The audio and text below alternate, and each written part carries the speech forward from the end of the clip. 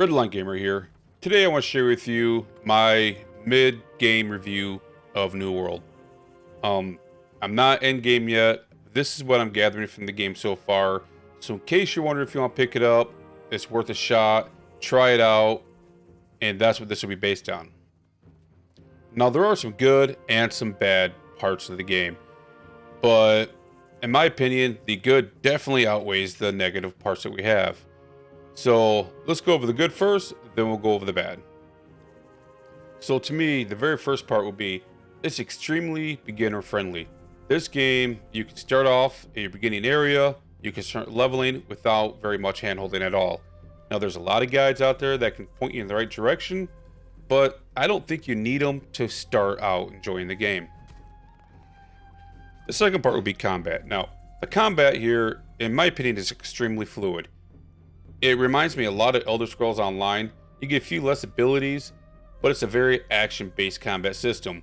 It doesn't take long to get in there and learn how to play it. You're going to use your main light attacks, heavy attacks, blocking, and then your skills. It's extremely easy to pick up. And when you get a second weapon, you can weapon swap, have a healer weapon, and then you can have your DPS weapon. To me, that's extremely useful and extremely nice. Now for the crafting in the game. To me, it's extremely fun as well.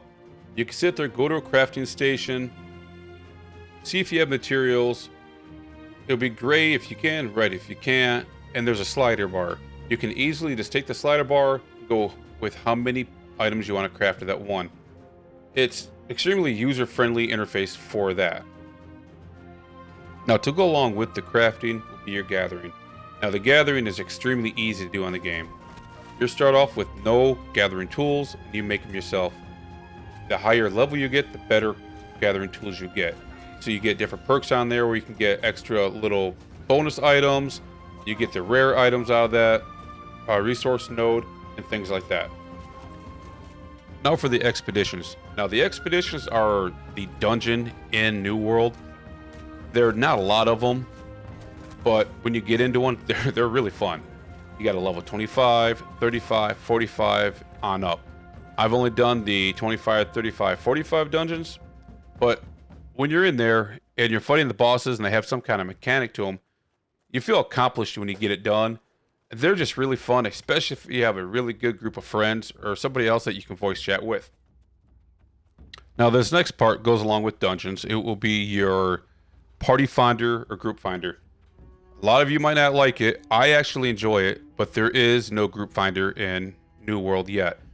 The thing I like about it not being in here is it's more MMO based.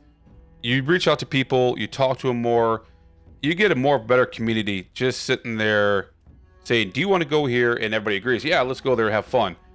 I don't care for the duty finders and party finders in the games because you lose the community aspect of the game.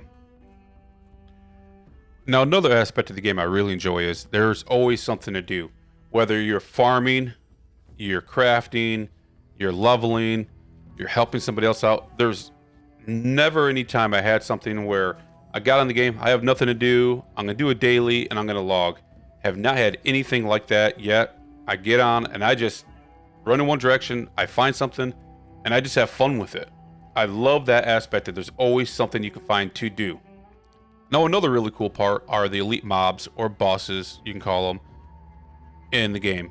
They remind me a lot of Final Fantasy XI, where they had the notorious monsters, where that boss can drop a specific item, and you farm it until you get that item you want.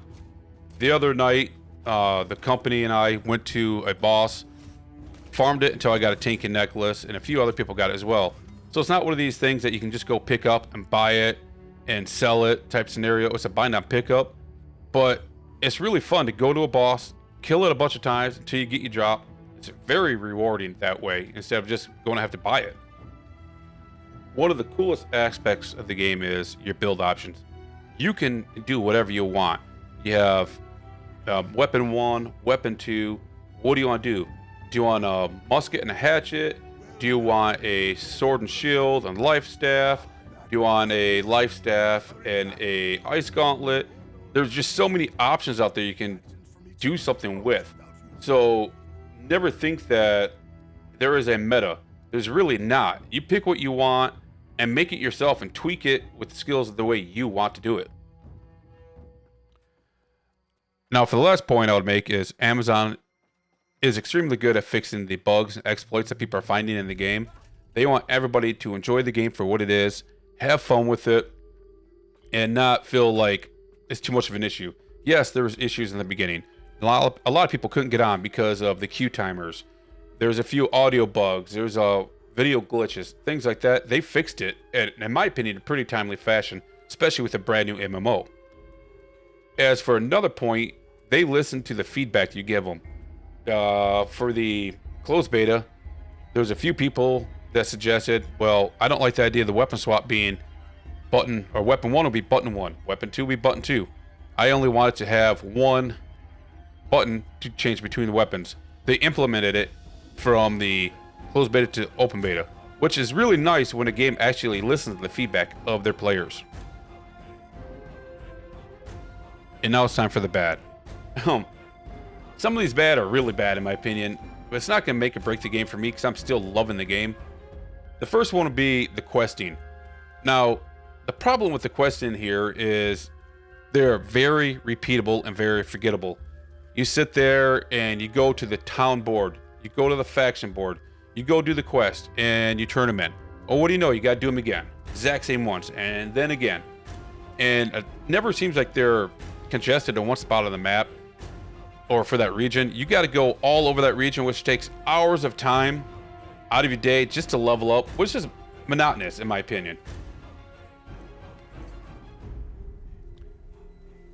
And going back to the dungeons, yes, the dungeons are very fun, or the expeditions is what they're called, but they lack a variety. There's not a lot of them out there. Yes, they are fun to do, but we need more. Not one dungeon every 10 levels. How about you put one every 5 levels? In my opinion, with how long the game took to make, they should put twice as many dungeons in. Let's start one out at level 10, then 15, then 20, and etc. Not one at 25, 35, 45, 55. You mean, if they added a lot more, there'll be a lot more content for people, and I think they would enjoy it more on that part. Another one for me is a lack of variety of your enemies. There's a lot of really cool ones. Mind you, there's a really awesome looking enemies, but they lack a variety. So you got a crocodile alligator. Well, it's just a reskin of another one. Their moves are the same. They'll sit there and you can know what they're doing before they even do it. They'll telegraph what they do. So it's easy to dodge and it's easy to block it. So if they added a little more variety to the enemies, I think people would be happier as well. Now, we said quest lacking in content. The quests also lack in good quality drops. You sit there and you do this quest line, you gotta go to this side of the map, then you gotta go to this side of the map, and you get a sword that's way under your level. If you're doing stuff like that, even though they're main story quests, they should, in my opinion, sync with your level more often. Because, okay, you forgot a few main quests. Let's go back and do them. Well, I was supposed to do it 25. Now I'm 35. It'll take you an hour to do one quest, and you get a weapon that you can't even use because yours is already a lot better than it. So, with the questing, let's implement better gear drops and better quality items. Now for the fast travel. The fast travel here, you use an in-game currency called Azoth. You get the Azoth by questing, killing certain guys, and you can get some while you're gathering resources as well. The problem is, you can only hold 1,000 Azoth, and it might take you 350 Azoth just to fast travel to one other part. Mind you, that's based on how much weight you have. That's based on how far it is. I think that they need to lower the Azoth requirements for fast travel by about half, and I think it'll be a lot easier and more enjoyable content instead of having to run everywhere when you run out of it. Now, yes, you can use two different weapons. You got your main weapon and your back weapon, I guess you can call it, or weapon 1 and 2.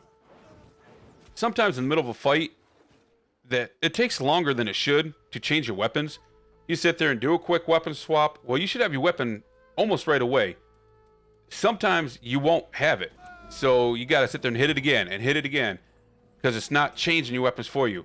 They need to figure a way to speed up that weapon swap. Now, also, the quest bosses, I'm going with quest again, that's the problem. Sometimes there's a quest elite boss or elite mob you got to kill, and it takes too long for it to spawn. I had one yesterday. I waited 10 minutes for this thing to respawn, and I didn't do enough damage to it to get credit for it. That ticked me off. I was not happy.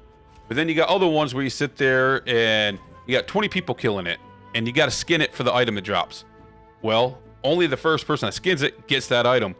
They need to make it a way where you can actually kill the enemy, if it's a quest enemy at all, and it drops the item automatically. You got to pick it up. It doesn't sit there and you have to skin it or gather from it. That's just, in my opinion, not smart.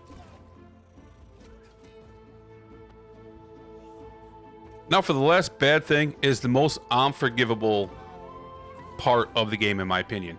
That's the server transfer. They are working on implementing it, yes. The unforgivable part is they said in a tweet that you will be able to go cross region. So if you're on the West Coast, you can go to the East Coast, or you can go to Europe, wherever you want to go.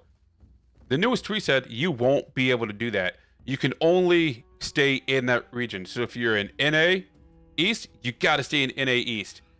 That's unforgivable. People started characters in other regions thinking they can go back to where they wanted to, and they can't do it. Amazon needs to fix it and fix it fast. Once again, this is my personal opinion of the game. So is it worth it? What score do I give it? Is this game worth it? Yes, it is extremely good. I see nothing but good things coming from it. Amazon's fixing stuff. If people complain, I think they're going to fix it. I would give this game a solid 7 out of 10. The only bad part about it, in my opinion, would be, honestly, the questing and lack of dungeons. The server transfer is an issue for the players that have already played the game and have been playing. If you're starting now, you can go to almost any server you want and play with your friends. So that shouldn't be that much of an issue. But like I said, I give it a solid 7 out of 10.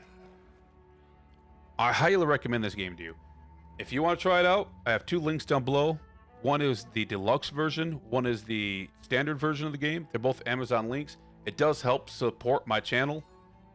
I'm on the Chaha server. We have 2 companies going on right now. One has 100 members. The other one has 30. When the server transfer is open, we're hopefully going to get 200 total. If you're interested, come join us, and hopefully see you out there.